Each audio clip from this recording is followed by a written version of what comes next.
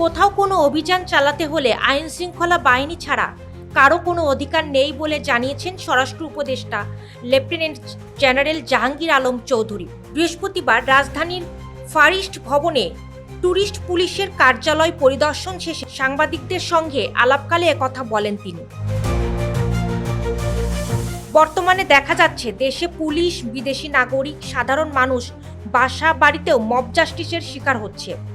গত 6 মাসে এটা নিয়ন্ত্রণে আসছে না কেন? এমন এক প্রশ্নের জবাবে স্বরাষ্ট্র উপদেষ্টা বলেন, এইটা ক্ষেত্রে আমি আপনার সাথে আমি দ্বিমত করব না।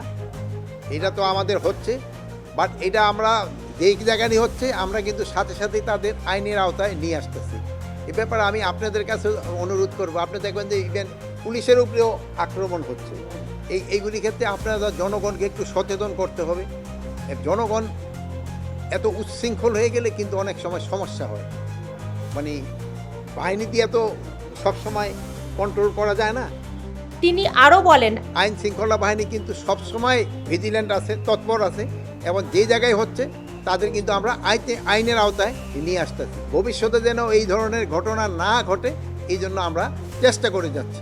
আসন্ন ঈদ ঘিরে এ ধরনের ঘটনা বেড়ে যাওয়ার সম্ভাবনা থাকে, সেজন্য কোনো ব্যবস্থা নেবেন কিনা জানতে চাইলে স্বরাষ্ট্র উপদেষ্টা বলেন, ঈদের ক্ষেত্রে যেন এই চাঁদাবাজি যেন না হয় এবং ছিনতাই যেন না হয়, এই জন্য আমরা ব্যবস্থা নিচ্ছি এবং আমাদের কার্যক্রম থাকবে।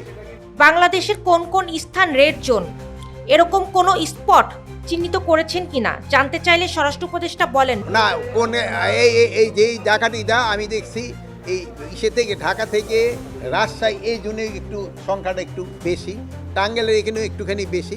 এগুলি যেন না হয় এই জন্য ওই এলাকায় যারা আইন শৃঙ্খলা বাহিনী আছে তাদের আমরা ইনস্ট্রাকশন দিয়েছি এবং তারা আগের থেকে অনেকটা মনে হয় ভিজিল্যান্ট হচ্ছে। এ মত বিনিময় সভায় উপস্থিত ছিলেন বাংলাদেশ ট্যুরিস্ট পুলিশ প্রধান অতিরিক্ত আইজিপি মাইনুল হাসান, অতিরিক্ত ডিআইজি সাখওয়াত হোসেন, মোহাম্মদ ইকবাল ও বাধিন ত্রিপুরা সহ ট্যুরিস্ট পুলিশের ঊর্ধ্বতন কর্মকর্তারা।